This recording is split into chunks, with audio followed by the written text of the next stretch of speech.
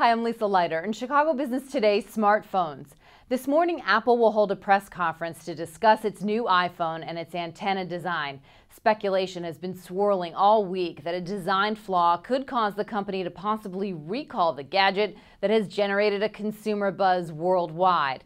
Meanwhile, the competition, Motorola, is out with its new Droid X phone, and there are more details about the upcoming spin-off of its cell phone business. On top of that, the stock got a boost from a report saying the company might sell its network business to Nokia. Crain senior reporter John Pletz covers technology, and we sat down to talk about all of this.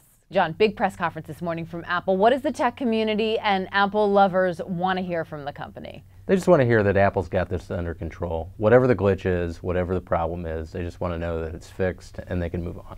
Speculation about a possible recall. What do you think of that? It could happen. It'd probably be a first for Apple, and it would really be a blow to a company that's just got a sterling reputation for flawless products and great customer service. The Droid X, the competition, out yesterday. How was it received? It did well. Sales were strong.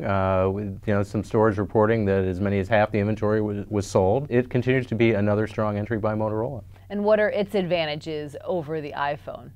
It's got a huge screen. Verizon's network it still remains a big advantage. It's a big draw for customers who just aren't willing to go over to AT&T even though they clearly look like an iPhone. Although some may not be able to, right, if they're tied into a contract on Verizon. Right. If you've got a contract, you're stuck, and this seems to be, increasingly Motorola and Verizon are coming up with better alternatives. And Verizon, it may get the iPhone in January. What would that mean for Motorola? Now, Verizon, of course, isn't talking, but what would it mean for Motorola? It would be a big blow to Motorola because right now one of the advantages is that Verizon, their network continues to be a strong draw. They have a huge customer base. And without an iPhone, everybody's looking for the next best thing. And, Motorola has really benefited from that with both Droid launches. They've benefited from customers who clearly want something comparable to an iPhone but aren't willing to leave. Motorola's got plenty of competition on the shelves at Verizon with Android phones. Throw Apple into the mix and, that's another huge, huge competitor they've got to fight up against. Motorola stock got a boost this week on a report that Nokia may be interested in buying its networks business. Now, the company's really been focusing on a split rather than a sale. What are analysts saying about that? Well, this will help the split. The networks business has been declining for years. It's profitable, but it's not growing. And the faster they get rid of it, the better. And they can focus on the businesses that really do make money for them, the public safety business, the corporate business, and also, from the phone business, that'll allow them to focus resources on that as well.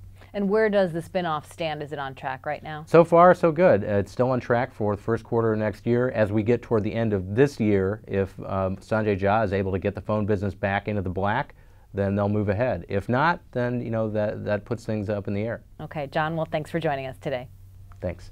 And that's this edition of Chicago Business Today. For more on this story, be sure to check back with chicagobusiness.com. Thanks for watching. Have a great weekend. We'll see you back here on Monday.